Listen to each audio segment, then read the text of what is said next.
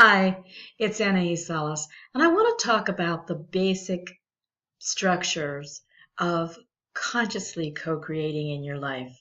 There are a couple of key elements that in the program I will teach you to work with, but I'd like you to begin thinking about them now. The first is intention. When we begin to feel like we want to create something, we have an intention. And for most of us during our lives, there are some very basic things that we go for. If you're a woman, and you get to be of a certain age, then you want to intend that you're going to find a great mate and you're going to get married and maybe you're going to have a big wedding and then you're going to start your family. Well, each one of those steps begins with an intention. And there are other ways that we can express how we want to bring something to life in the world. If you're an artist or a musician, you can feel like I call it a little tickle, a little itch that your creative spark kind of wants to play with. But it does, again, begin with intention. If you want to solve a problem for your own personal life or your community or even for the world, it begins with an intention. So intention is the first thing that we bring to the co-creative process, and it's really important to be clear about your intention. What is it that you want? Why do you want it? And what will you do with it when you have it? All about intention. The second aspect, it's just as important, although I would say you bring it down a couple of levels, is how emotionally engaged are you with your intention? How much do you want what it is that you want to create? So you can imagine how much, let's imagine a long, long time ago, someone in a family had a relative that was struggling with walking. And that person had the intent to help that family member, and they took it upon themselves to craft a walking stick. That was something they wanted for that family member. There was a lot of strong emotion. It troubled them. It made them feel bad to see a family member not being able to get around easily or get around at all. So there are many things that have come into the world through the intention of wanting to help others and then having a strong emotional desire to see that come to being. So we have intention and then we have emotion. The next thing that will come along to be involved in this process is imagination. Because once we have the intention, we know what we want, we know what we'll do with it when we have it, and we know we really want it, but we may not know exactly what it is. So I have experience with this. I mean, there was a period of time where, as a beekeeper, I was so emotionally engaged with having everyone in the world understand how valuable honeybees are. And I was so emotionally engaged as a beekeeper and as someone who loves to work with young children and as a former educator that I invented a board game. And it took me hours and weeks and months to put this board game together and create every aspect of it. But my imagination kicked in, and my imagination was, well, if we wanted to have people understand how important honeybees are, what if we brought the element of play and curiosity and education? And children love to learn new things, and teachers don't mind helping out with that. That's their job. So at that point, my imagination kicked in, and I created a board game. And then the next piece is creativity. And in the situation, in the example I've given you of inventing a board game, I also happen to have the basic artistic skills to do the drawings myself and design the game cards and tokens myself, which was an enormous pleasure. And that was where I brought my creativity to my intention. So I had intention, emotion, imagination, and creativity engaged. These are always part of bringing something to life in the real world. Now, here's where we go to the dividing point, to the branching off that can happen. And I really would love to have you take this in, think about it, and appreciate it.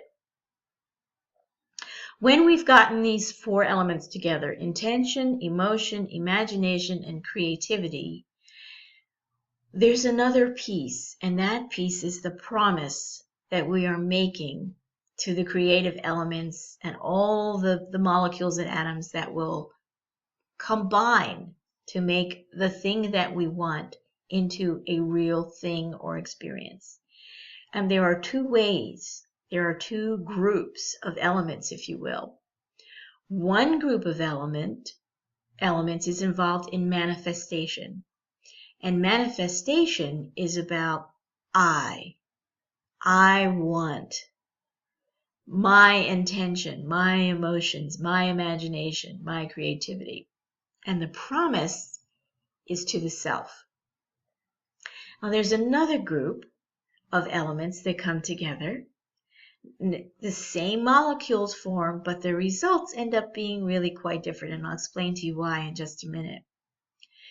When we have intention, emotion, imagination, creativity, and the promise is to we, and what it is that you want to bring forward into reality will be good for you, but will also benefit many, many other people, at least one other person, right? Then you are working with the conscious co-creative group of elements that is aligned with we. And that is a different grouping, and the outcome is different. The rewards are different, and what you need to give of yourself to align with that group can be very different to what you give yourself to align with the I group about manifestation. With the conscious co-creating group where you're aligning with the we, the next piece that has to happen and being part of it is your heart. Your heart energy is involved with this because you are reaching out with yourself to have an impact on more than just your own life. That will bring you, in terms of a cycle of creation, a different kind of pool of resources and a different kind of positive cycle that becomes additive and additive and additive. Now, that's different from choosing to manifest what you want for just yourself. That also can create a cycle where you can become extremely successful. However, unless you're involved in some kind of collaborative situation where you are clear that the other people involved in bringing what you want to create into a reality, then you may be on the path to doing magic rather than co-creating where your promise is to the we. So what can happen when you're manifesting and you're aligned with the I and bringing elements of creation together for I, for myself?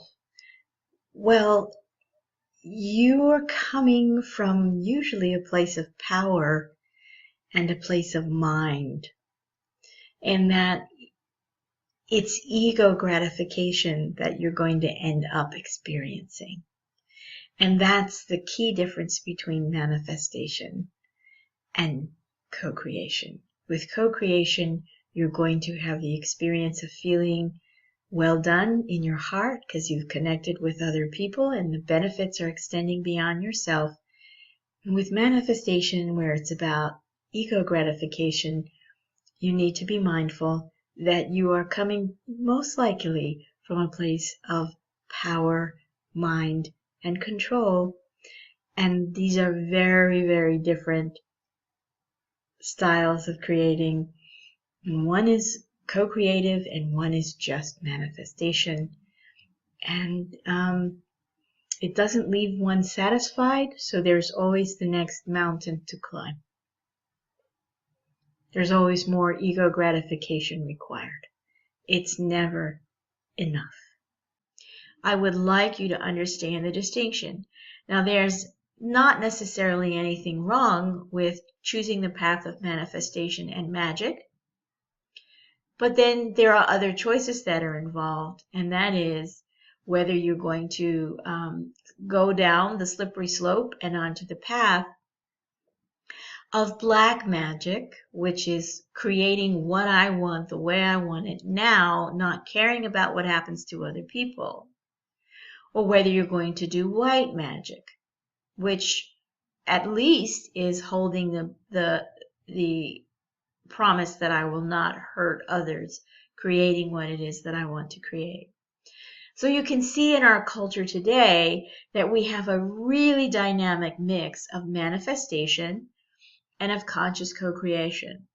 We have people who are manifesting, and they're building nuclear power plants, and they're building bombs, and they're bioengineering diseases, and I don't know what they're doing, but there are so many people who have been manifesting on this planet, and they've been coming from the place of what I want to have happen for me. I don't care about anybody else. And we also have a group of people who are thinking about the we, and they're creating their things like recycling and clean energy, and very often they're part of a change in consciousness that is expansive and liberating and brings other people into the cycle of conscious co-creating as creators, empowering them.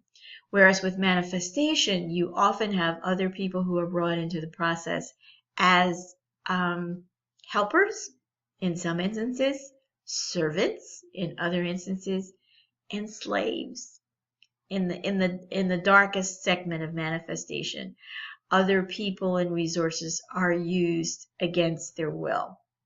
With conscious co-creation, nothing is ever set about with the intention of using someone against their will. It is always cooperative and collaborative.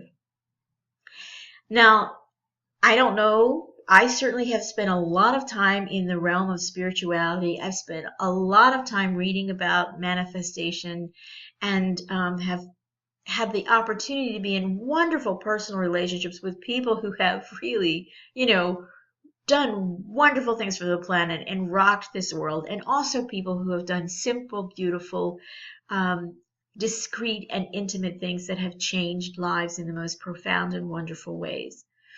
But I've never really heard it broken down this way before. Now, granted, I've never been interested in doing that much reading about the occult. I know enough to know that there are two pathways, and one is about I, and the other is about we. So I wanted to clarify this for you, because with Conscious Co-Creation Mastermind and with the Creatrix Wisdom Circle, we are working with a group of molecules and creativity alignment that is about the we. And so we're always looking at how am I helping others as well as helping myself? How am I empowering others as well as empowering myself? What am I creating that will be a gift to others as well as a gift to myself? And this opens up synchronicities and opportunities that continue expanding, and expanding. Becomes a very wonderful, dynamic, beautiful, and surprising thing. So I wanted to share that with you, because in the program, you're going to be, as you're working with me, you're going to be really writing down your intentions. You're going to be very specific about what you want to create and why you want to create it. Now, the how of things being created is the fun part, because once you set this up with the correct alignments, life brings in elements that you hadn't thought of. And life begins to contribute to what it is you are co-creating. And synchronicities happen, miracles happen, great relationships form, friendships, partnerships, all kinds of wonderful stuff happens in the co-creating process. So thank you for listening. Prepare, get your list ready, think about what it is that you're going to want to do and why you want to do it and what you will feel emotionally what you will feel when you wake up to recognize that something that you have been working on to co-create has shown up in your life and you can't miss it. You absolutely can see that it is there, it is happening, it is what you asked for, and you're not disappointed. That's the other little piece about manifestation. When it's co-creation, the feeling of disappointment rarely shows up in the process. Sometimes we say, well, I might have done that better, but we appreciate the creation as it unfolds. With manifestation, because of the place that the energy is coming from, which is an I, there's usually a little bit of disappointment and a feeling of, well, this isn't perfect. And you need to understand that that's one of the results that happens with manifestation. It's not going to be perfect because it is only serving the I.